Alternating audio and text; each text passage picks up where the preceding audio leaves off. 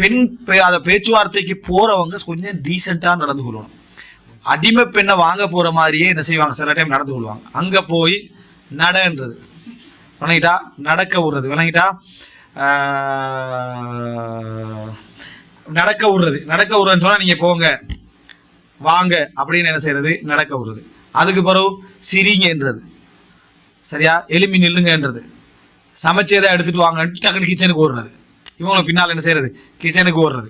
அதுக்கு அடுத்தது என்ன அப்படின்னு சொன்னால், அதாவது முடிய அவிழ்த்து விடுங்கன்னு சொல்றது, முடிய கட்டி விடுறது. அந்த இடத்துல பார்த்துட்டு போனவர் அந்த பெண் வந்து மானசீக ரீதியாக என்ன செய்வாங்க தெரியுமா, ஒரு உடைஞ்சிருவாங்க, மானசீக ரீதியா வந்து உடைஞ்சு போயிடுவாங்க மனசுல. அதாவது என்னடா, ஒரு தடவை நடந்தா பரவாயில்ல, ஒரு 2வது தடவை வருவாங்களும் அப்படி செஞ்சிருவாங்களா, 3வது தடவை வந்து செஞ்சிருவாங்களா, இது என்ன இது. அப்ப உண்மையிலே பார்த்தல் ஒரு பெண் அதை ஒத்துக்கல கூடாது.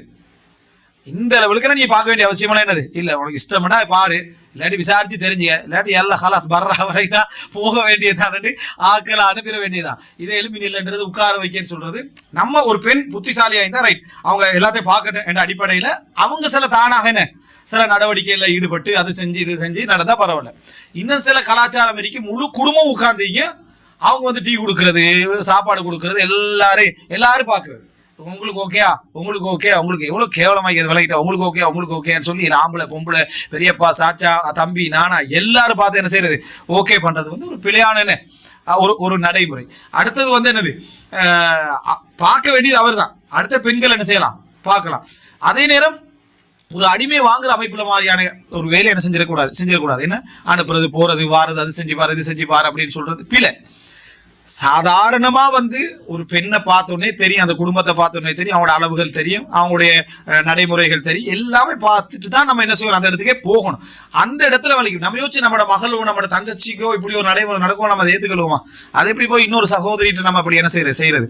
அதனால அந்த லெவலுக்கு இல்லாம அவங்களும் சரி நம்மளை பார்க்க வராங்க, அவங்களுக்கு சில விஷயங்கள் தெரியணும் அடிப்படையில் அந்த பெண்களும் என்ன செய்யணும், நடந்து கொள்ளணும். அது ஒரு அளவான அமைப்புல என்ன செய்யணும், நடந்து கொள்ளணும். இது வந்து ஒரு மிக முக்கியமான ஒரு அம்சம். அடுத்த தேவையில்லாத அளவுக்கான செக்கப்புகள் செய்ய வேண்டிய அவசியம் இல்லை. எல்லா மனிதர்களும் என்னது ஒரு அளவுல தான் என்ன செய்வாங்க, கிளீனா வைப்பாங்க, சுத்தமா வைப்பாங்க எல்லாரும். அப்படிங்கிற டைம்ல அப் டு டேட்டாக என்னது ஊர்லீனை பாக்குற மாதிரியும் இவர் சொர்க்கவாசி மாதிரியும் ஊர்லீனை பார்க்க இவர் சொர்க்கவாசி ஆகியணுமே, அந்த லெவலுக்கு என்ன செய்யக்கூடாது, பார்க்க கூடாது. அடுத்தது இந்த பேச்சுவார்த்தையின் உச்சகட்டத்தில் இன்னொரு பகுதி என்ன, அங்கனைக்கே ஓகே ஆக்கிட்டு இவங்களை அனுப்பிடுறது, அறைக்கு தனியா அனுப்பிடுறது, கதவை மூடி என்ன பேச்சுவார்த்தை, அவங்க பேச்சுவார்த்தை நடக்குது. அப்படி 10 நிமிஷமா பேச்சுவார்த்தை, 15 நிமிஷமா பேச்சுவார்த்தை, 20 நிமிஷம் பேச்சு, என்னதான் மகரம் யாரெல்லாம் அங்க இடத்துல இருந்தாலும் சரி கதவு என்ன செய்யக்கூடாது, நீயே க்ளோஸ் பண்ண. கதவும் அவங்க விளங்காத இடத்துல இருக்கலாம், அது வேற. இவங்க என்ட்ராகிறதுக்குரிய அந்த என்ன அந்த அனுமதி அதுக்குள்ள என்ன செய்யணும் இருக்கிறது. ஏன்னா அவங்க வெறும் பேச்சுவார்த்தையில் ஈடுபடுறது தானே அந்த இடத்துல ஒரு சாதாரண ஒரு பிடிப்பு ஏற்படுறதுக்காக வேண்டித்தான். அப்போ அந்த இடத்துல வந்து ஒரு பெரிய ஒரு பிரைவேசி கொடுத்து இருக்கிறதுன்றது தேவையில்லாத ஒரு அம்சம். சிலர் வந்து நீங்க போங்க மொட்டை மாடி போய் பேசிட்டு வாங்கன்றது விளங்கிட்டா. அப்போ அது இதெல்லாம் ஒரு தவறான ஒரு மோசமான ஒரு நடைமுறைகள். அப்படி நம்ம செய்வோம் பார்க்கறது பேச்சுவார்த்தையில் அனுமதி, ஒரு அளவிலான அனுமதியை தான் என்ன செய்யுது நம்ம புரிஞ்சுக்கணும்.